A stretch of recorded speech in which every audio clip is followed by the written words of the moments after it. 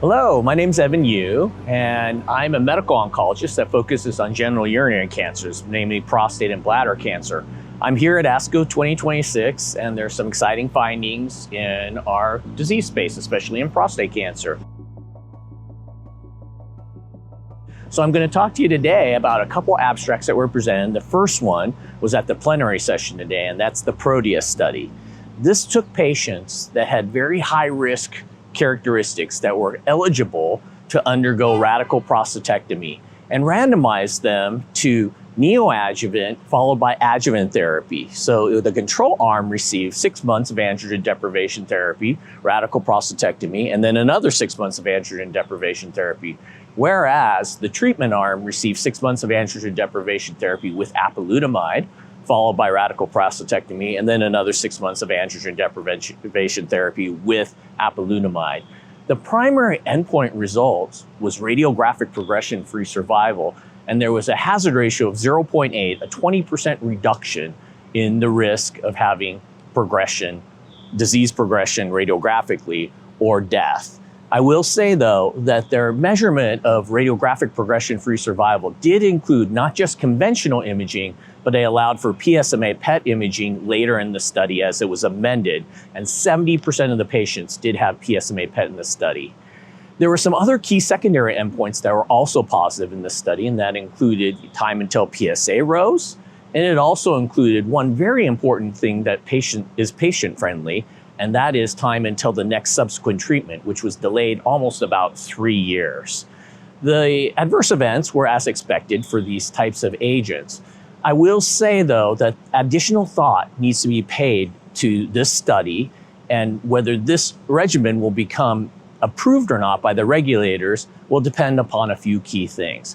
First off, the control arm of receiving androgen deprivation therapy in a neoadjuvant and adjuvant setting is not standard. Generally speaking, patients go straight to radical prostatectomy. But the second key issue is that there is some correlation with radiographic progression-free survival by conventional imaging with overall survival as established by the ICECAP study. However, that used conventional imaging. PSMA PET progression occurs a lot earlier, and there is no known correlation with overall survival. Some things to look out for. We're looking out to see more quality of life data, and eventually to see whether there will be additional reports on overall survival, although this is cited as the final analysis. More to come. The second abstract was TALAPRO-3, and this was a study that took patients that had homologous recombination deficiency defined by one of 12 different genes that were mutated, and they took patients with metastatic prostate cancer by conventional imaging and randomized them to standard therapy with androgen deprivation therapy and enzalutamide, or to androgen deprivation therapy, enzalutamide, and Talazoparib, a well-known PARP inhibitor.